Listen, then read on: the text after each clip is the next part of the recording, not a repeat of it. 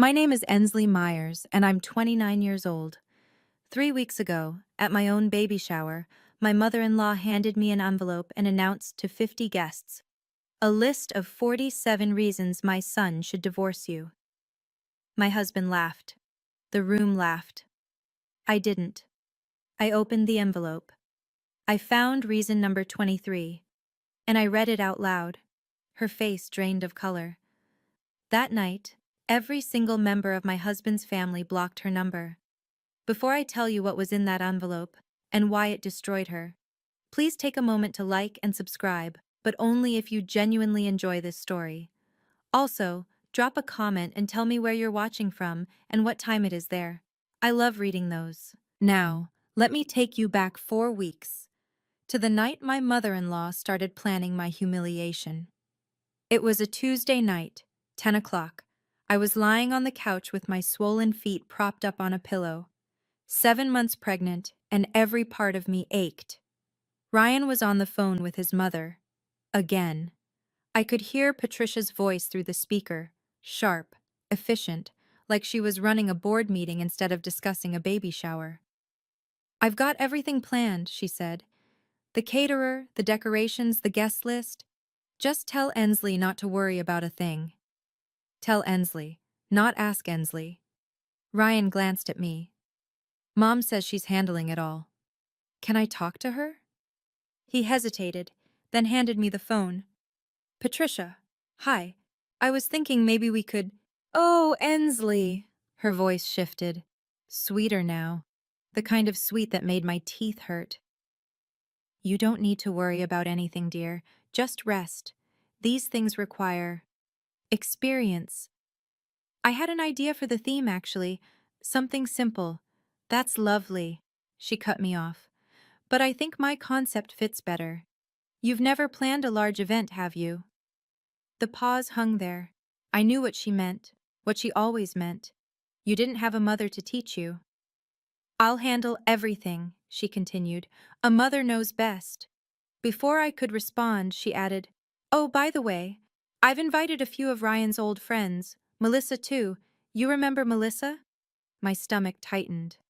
Melissa, Ryan's ex-girlfriend, the one Patricia still sent Christmas cards to.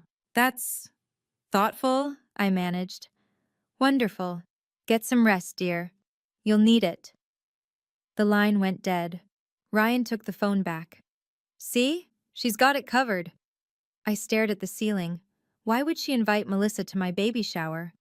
1 week before the shower, we had dinner at Patricia's house. I wore my favorite maternity dress. Navy blue, soft fabric, the only thing that still fit comfortably. I'd bought it with my own money, picked it out myself.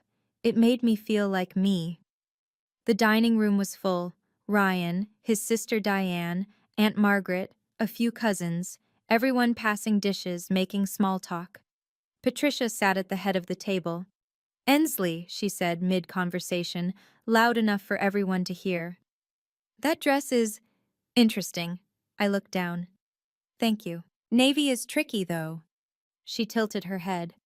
"Dark colors can make a woman look so heavy, especially when she's carrying." The table went quiet. "I'm comfortable in it," I said. "Of course you are," she smiled. "Comfort is important. I just think, if your mother were here, she might have mentioned that." The silence stretched. Aunt Margaret's fork paused mid-air. Diane stared at her plate. Ryan cleared his throat. "Mom, come on!" But he didn't finish. He never finished. I kept my smile in place. "I appreciate the advice, Patricia, but I'm comfortable with who I am." She blinked, then laughed, light, dismissive. "Of course, dear." After dinner, I was washing my hands in the bathroom when Diane slipped in. "Hey." She closed the door behind her. "I'm sorry about her. I know she's been difficult." I met her eyes in the mirror. "It's fine." "It's not." Diane bit her lip. "Listen, there's something I need to tell you, but not here." "What do you mean?" "Can we meet tomorrow? Just us?" The urgency in her voice made my chest tighten. "Okay," I said. "Tomorrow." She nodded once, then left. What did Ryan's sister know that I didn't? We met at a coffee shop the next morning. Diane was already there when I arrived, stirring a latte she hadn't touched. She looked nervous. That made two of us. "Thanks for coming," she said as I sat down. "You're scaring me a little. What's going on?" Diane took a breath. "I work at First National, you know that. I handle transactions for the branch." I nodded. "Last week I was processing account reviews, routine stuff." She paused. "I came across a withdrawal from your joint savings, yours and Ryan's." "Okay." $11,000, Ensley. The number hit me like cold water. That's not right. Ryan didn't mention any withdrawal." "Because he didn't make it." Diane's voice dropped. "The authorization came through a linked account, someone with secondary access." "Who has secondary access to our savings?" She looked at me, and I knew. "Ryan added her years ago," Diane said quietly. "Before you were married. For emergencies, he said." "Patricia took $11,000 from our account?" "She didn't take it officially. She transferred it through the linked access." Diane slid a piece of paper across the table. "Here's the statement. The date matches her new antique collection she's been bragging about."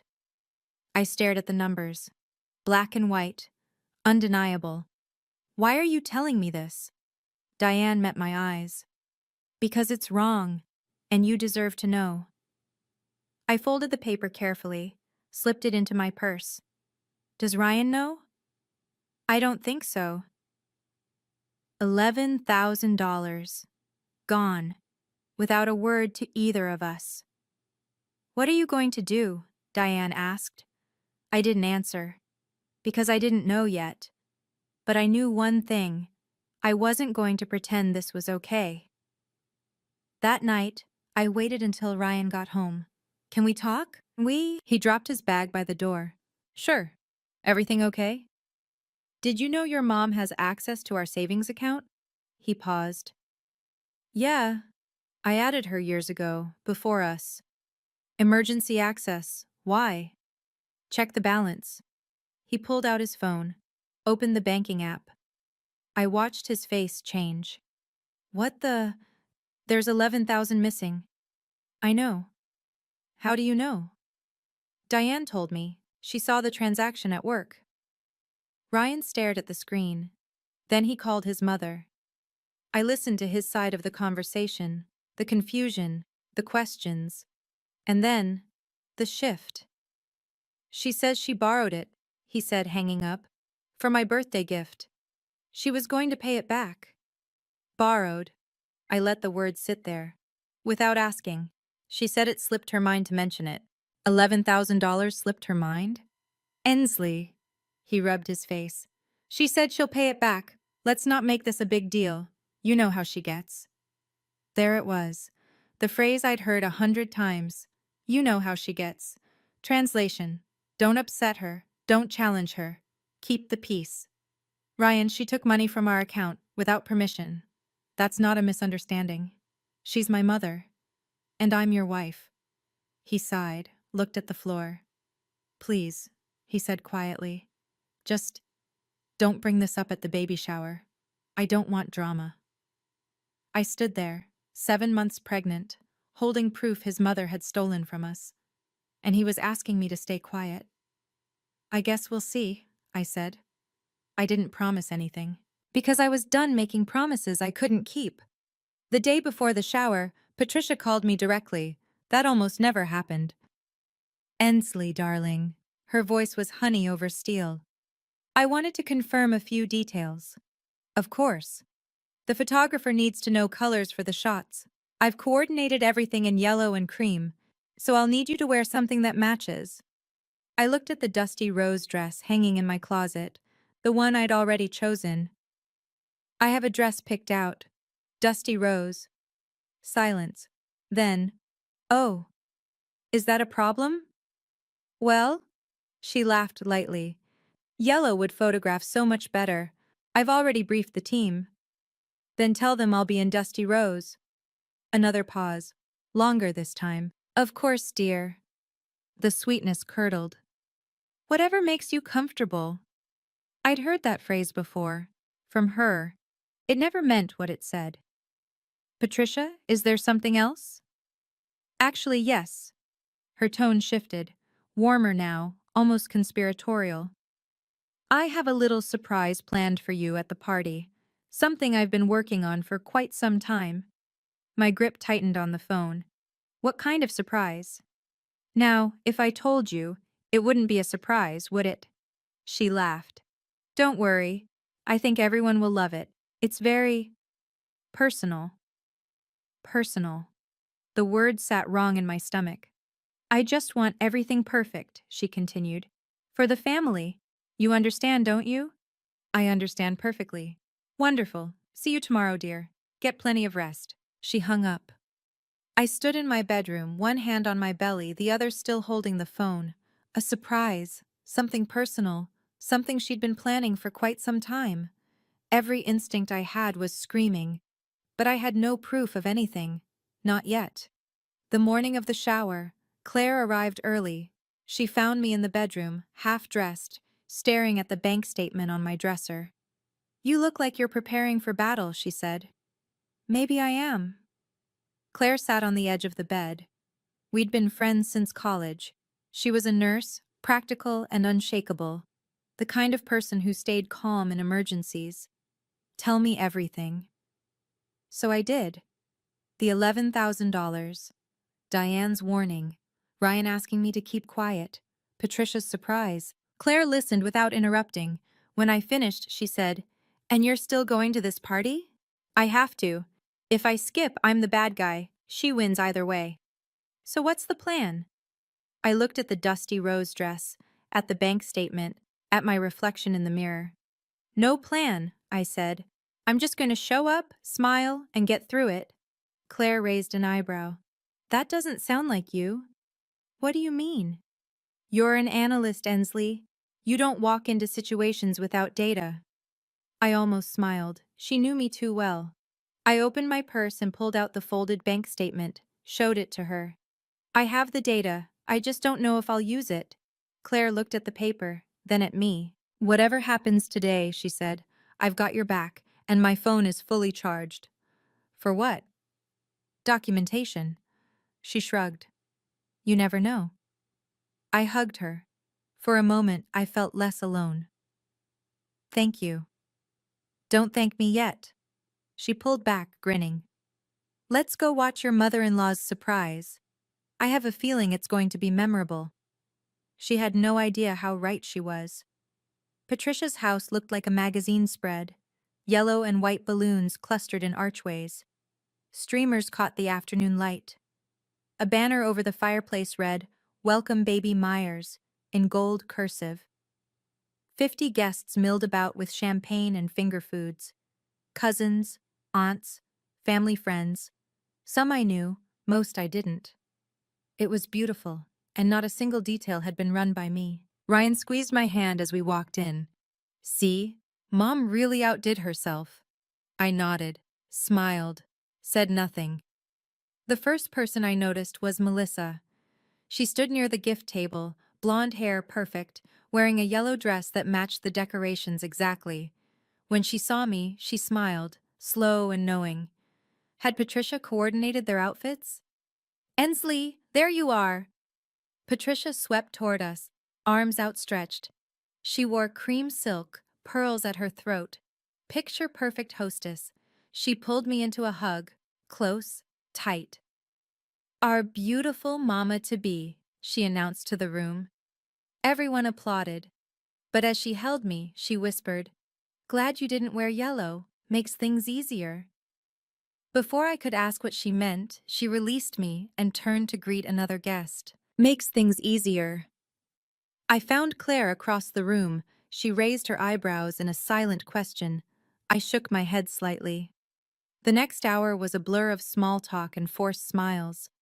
Every few minutes I caught Patricia watching me, pleased, anticipatory.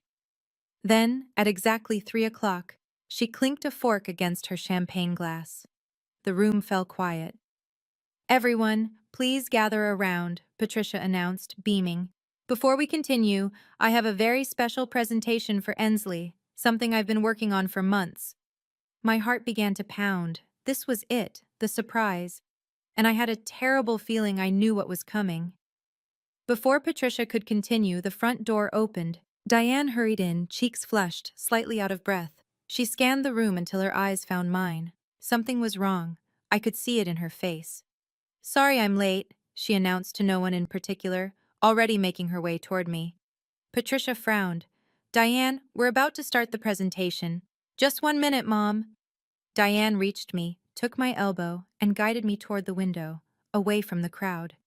"What's going on?" I whispered. "I heard Mom on the phone last night." Diane's voice was barely audible. "She was talking to Aunt Ruth about some list. I don't know what it is, but she sounded excited. In a bad way." My mouth went dry. "What kind of list?" "I don't know. But whatever she's planning, be careful." I glanced back at Patricia. She was watching us, smile fixed in place, eyes sharp. "Diane, listen to me." Diane gripped my arm.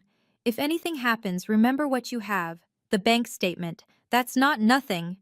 You think she'd actually— I don't know what she'll do, but I know my mother." Diane's jaw tightened.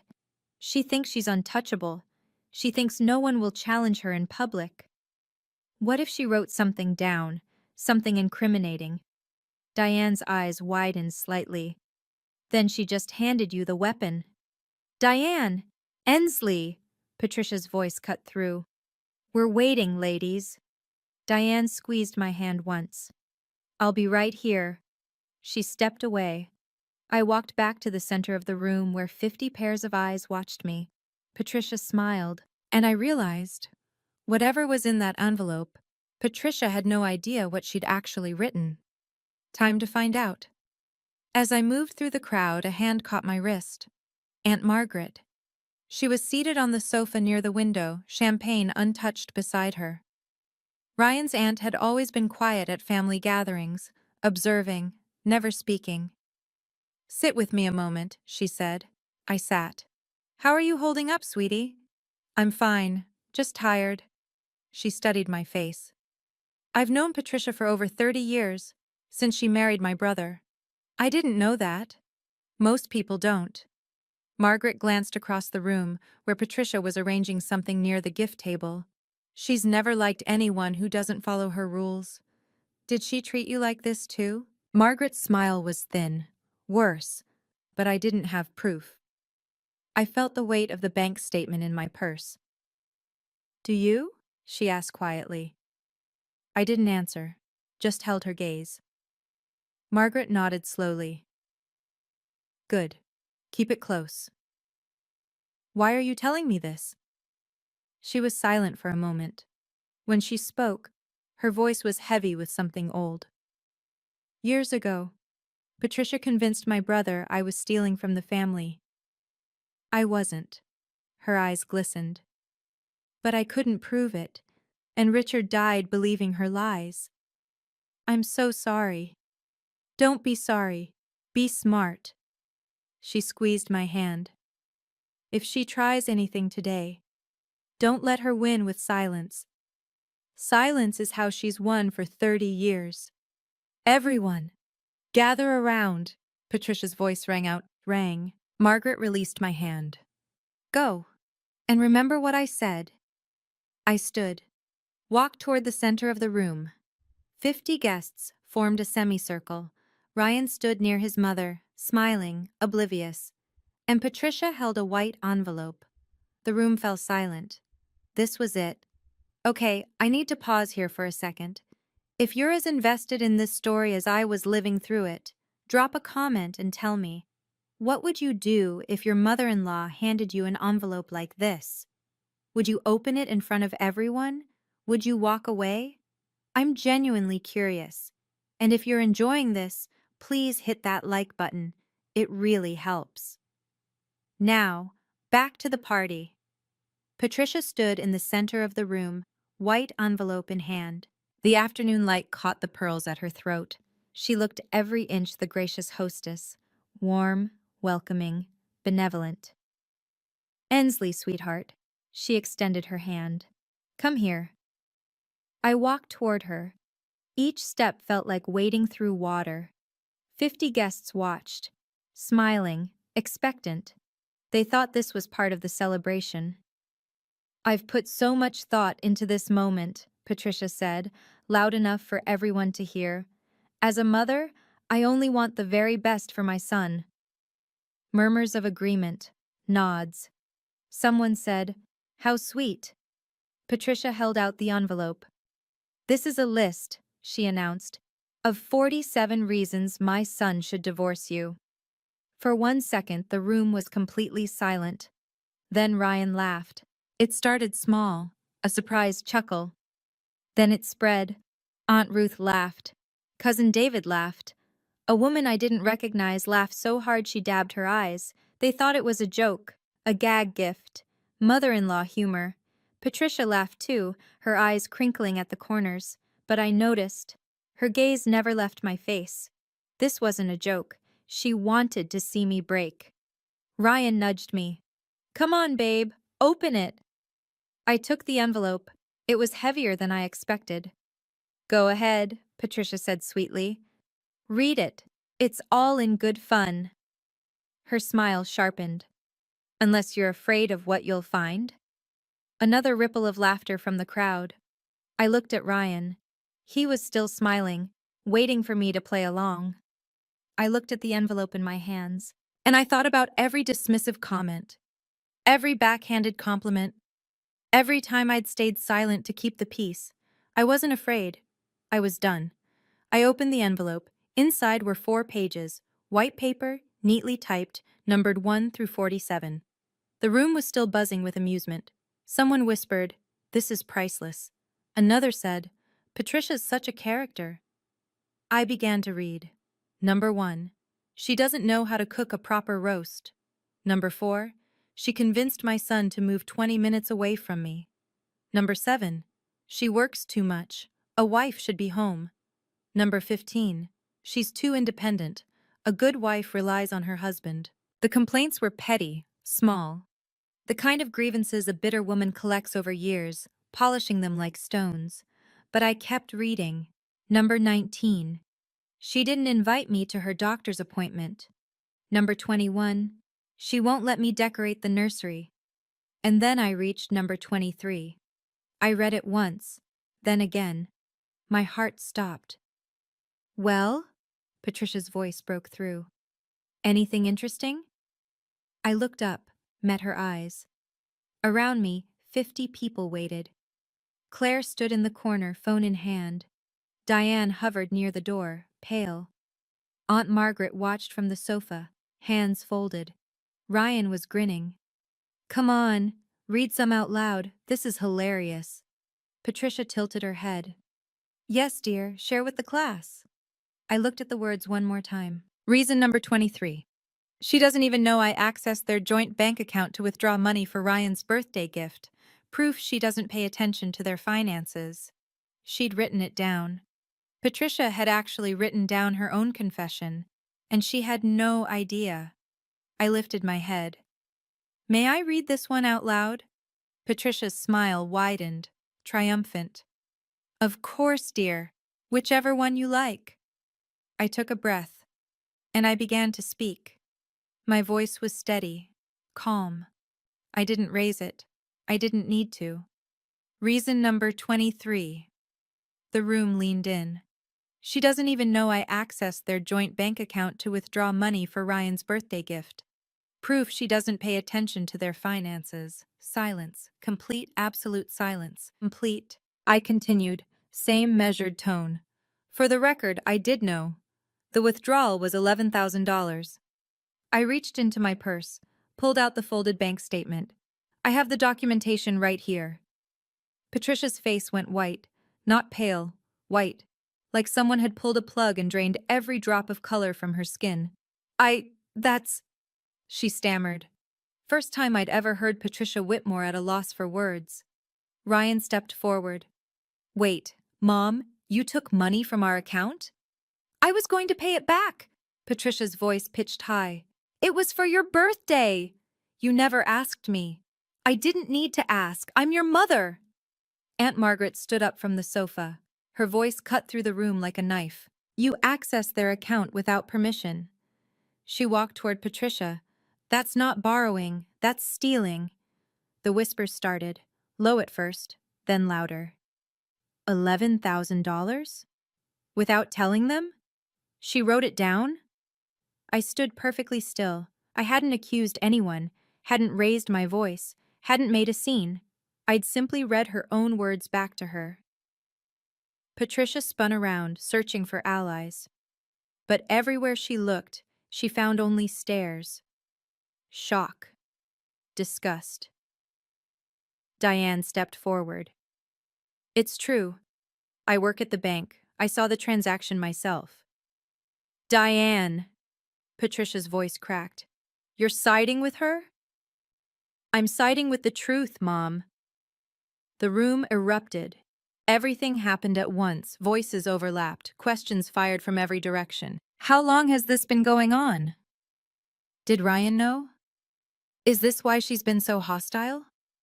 Patricia stood frozen in the middle of the chaos, mouth opening and closing like a fish pulled from water. Aunt Margaret wasn't finished.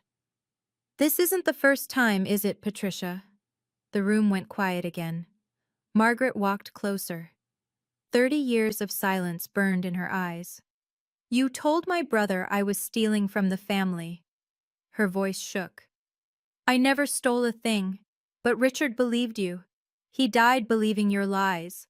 Gasps scattered through the crowd. A cousin spoke up. David, Patricia's own nephew. Wait, is that why Dad stopped talking to Aunt Margaret? She made it up. Margaret's tears spilled over now. All of it, and I spent decades being treated like a criminal. Patricia's composure crumbled. That was different. Different how? Margaret cut her off. You lied about me. Now you've stolen from your own son. And then you wrote it down. Movement near the gift table. Melissa stepped forward. Mrs. Whitmore. Her voice was quiet but carried. You told me you invited me because Ensley wanted old friends here. That wasn't true, was it? Another murmur swept the room. Patricia had invited Ryan's ex-girlfriend to his wife's baby shower under false pretenses. I was trying to... Patricia started. You were trying to hurt me, I said. Not angry, just clear. You've been trying to hurt me since the day we met. I held up the list. These are your words, Patricia, not mine. All 47 of them. She had no response. For the first time in 30 years, Patricia Whitmore had nothing to say. Ryan stood between us. I watched him process it. The list, the money, the lies. Years of conditioning cracking like ice under sudden weight. Patricia reached for him. Ryan, honey, you know I only did this because I love you. She's changing you. She's taking you away from me. Mom, his voice was rough. I was trying to protect you. From what? He stepped back from her touch. From the woman carrying my child? She's not right for you. I've always known it. You took our money. The words came slow, like he was hearing them for the first time.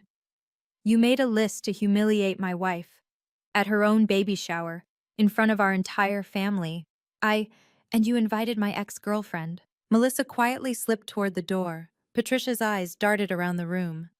Everyone's overreacting. This is just a misunderstanding. $11,000 isn't a misunderstanding.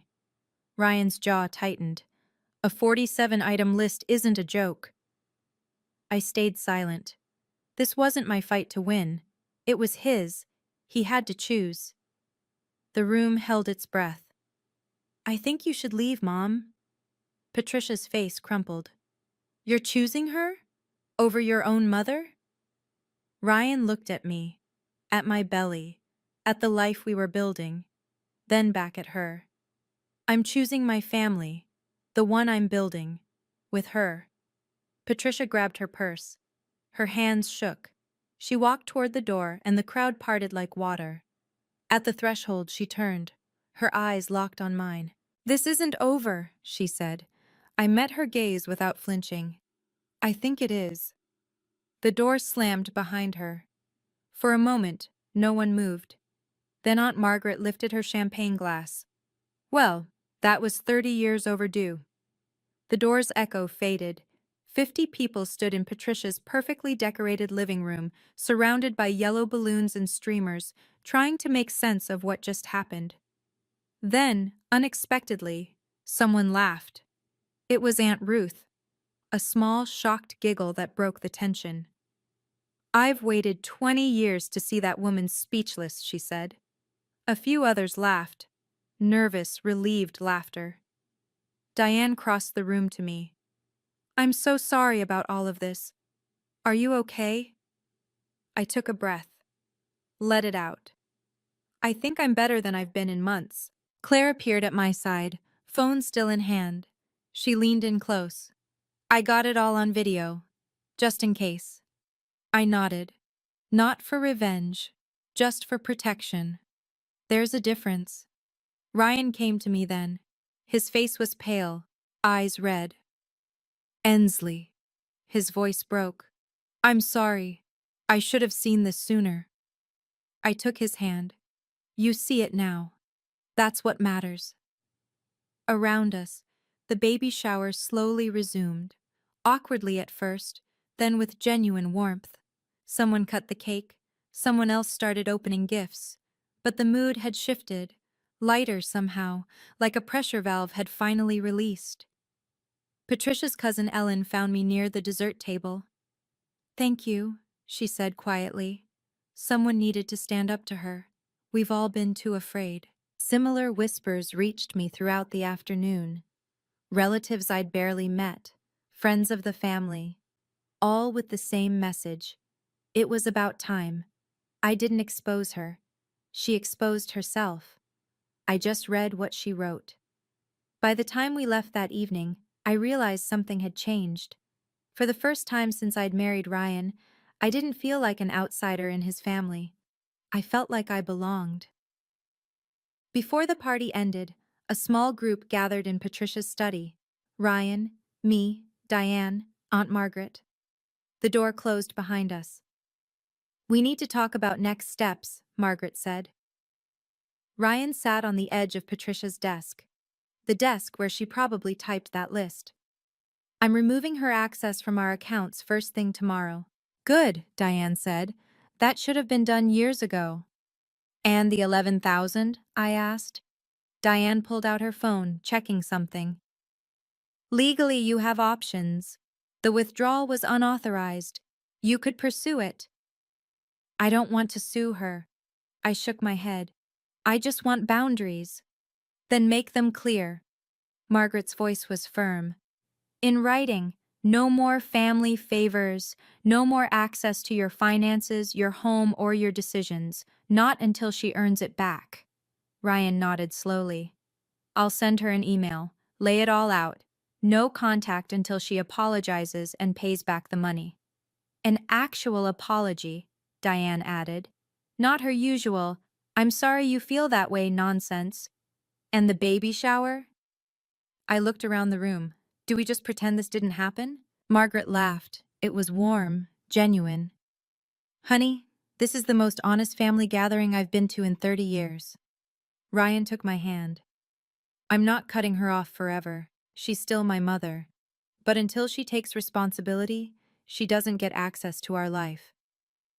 I squeezed his hand back. It wasn't a perfect solution. It wasn't even a complete one. But it was a start. Boundaries aren't about punishment. They're about protection. And for the first time in my marriage, I had both my husband and his family standing beside me. That was worth more than any apology. Can I be honest with you for a second? When I was standing there reading that list out loud, my hands were shaking. But I realized something. Silence wasn't protecting me. It was protecting her. If you've ever had to stand up to someone who thought they were untouchable, I see you. Drop a heart emoji in the comments. And if you're new here, please subscribe. We've got more stories coming. Now let me tell you what happened that night. That night, our apartment felt different, quieter, lighter, like a storm had passed and left everything clean. Ryan sat on the couch staring at his phone. "I have 12 messages," he said. From who? Everyone. He scrolled through. Uncle David, Cousin Beth, Aunt Ruth, people who haven't texted me in years. What are they saying? He read a few out loud. Diane. Mom's been calling everyone. No one's answering. Aunt Margaret. Blocked her number. 30 years too late. But better late than never. Cousin Beth. I always knew something was off with her. Thank you for finally proving it. Uncle David. Proud of you, son. That took guts. Ryan set the phone down. His eyes were distant. How do you feel? I asked. He thought for a long moment. Guilty, he said. Relieved, sad, all at once. That's okay. I sat beside him. You're allowed to feel all of it. I spent 31 years thinking her behavior was normal. He turned to look at me. It took you standing up to show me it wasn't. I didn't say anything, just rested my head on his shoulder. His phone buzzed.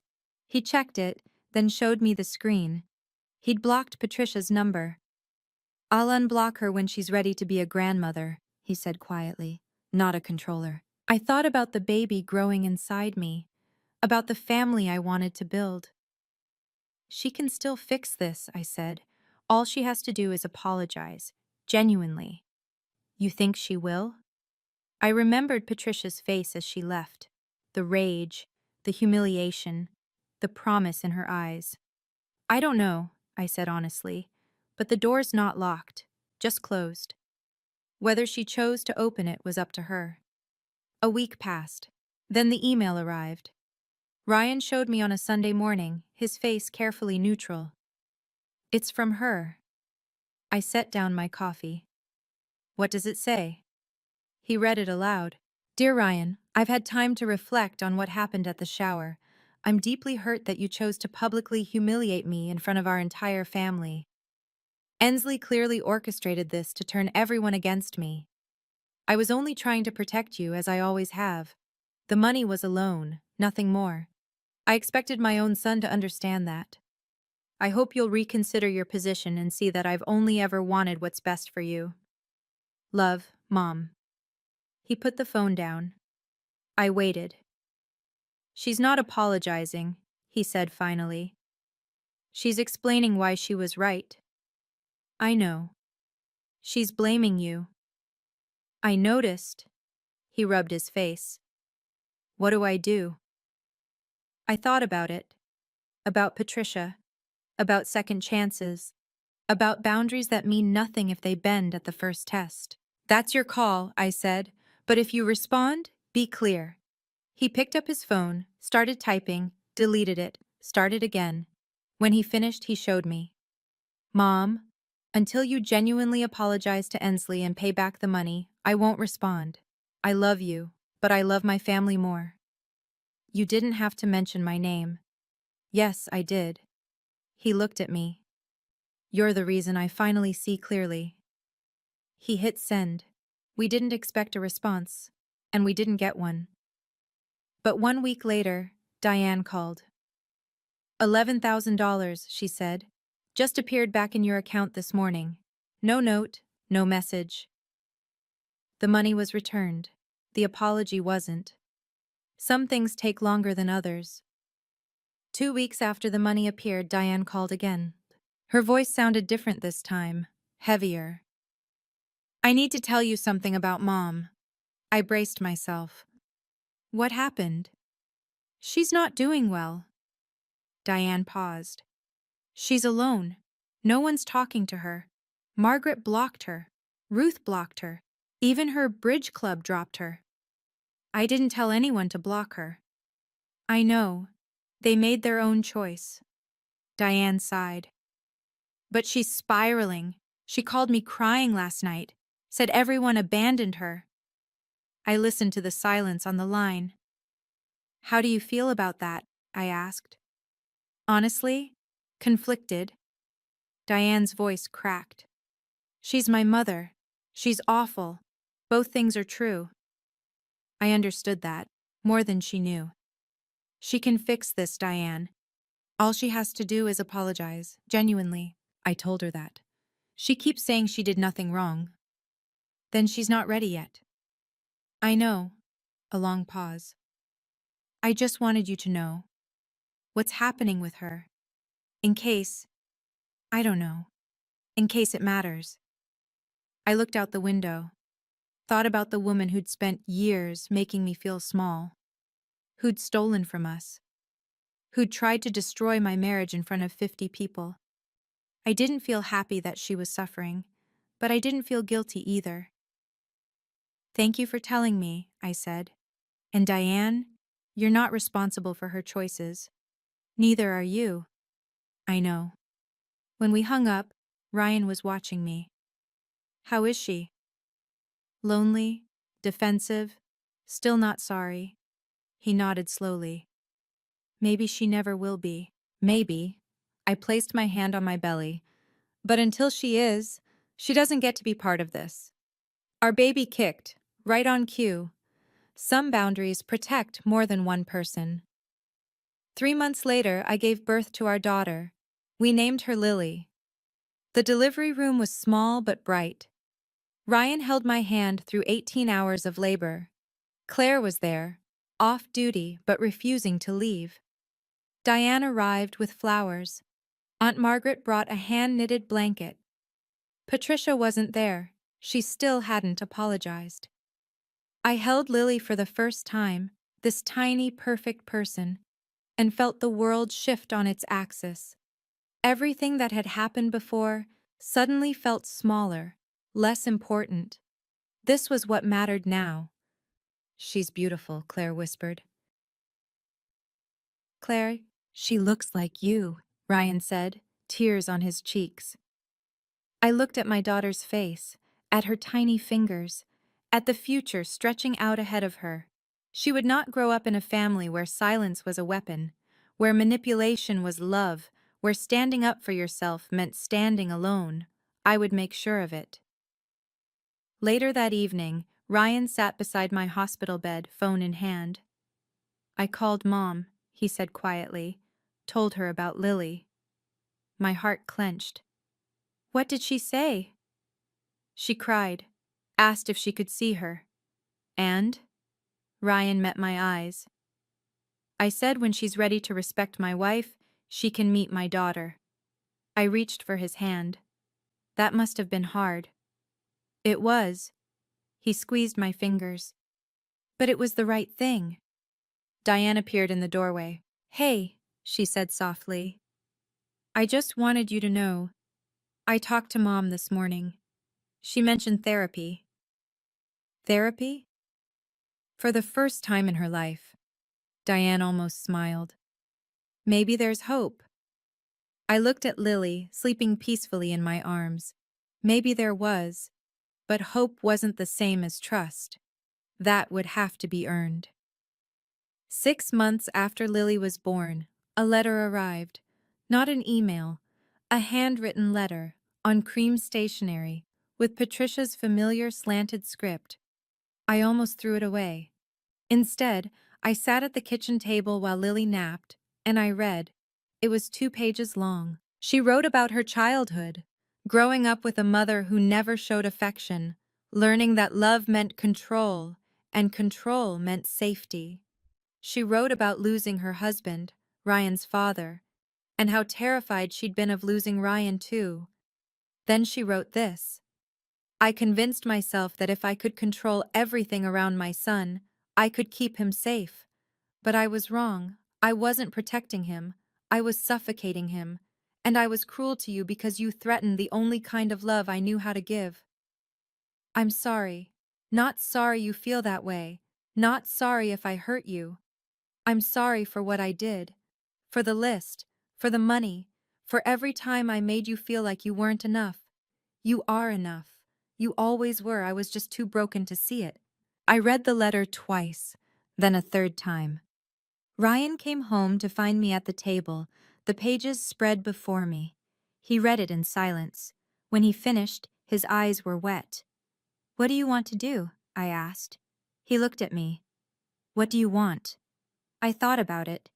The pain, the humiliation, the scars, but also the possibility. We can meet, I said finally. Once, in a public place, with clear rules. And if she breaks them? Then we're done.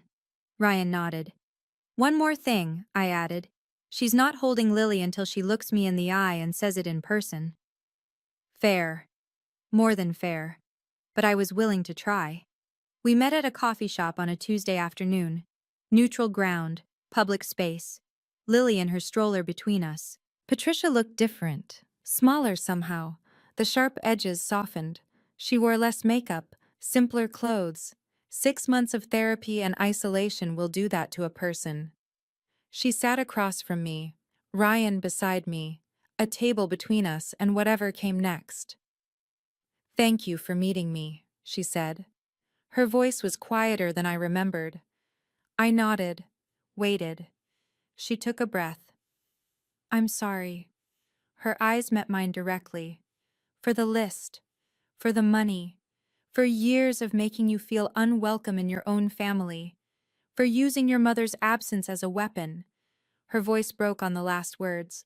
I told myself I was protecting my son, but I was just afraid of losing him. And instead of dealing with that fear, I took it out on you. She wiped her eyes. You didn't deserve any of it. And I'm sorry. The coffee shop hummed around us. Normal people having normal conversations. No idea about the history sitting at our table. Thank you for saying that, I said. Patricia's hands trembled on the table. She glanced at the stroller. Can I see her? I looked at Ryan. He gave a small nod. I turned Lily's stroller so Patricia could see. Her granddaughter. 6 months old, sleeping peacefully. Patricia's face crumpled. Tears streamed down her cheeks. She's beautiful.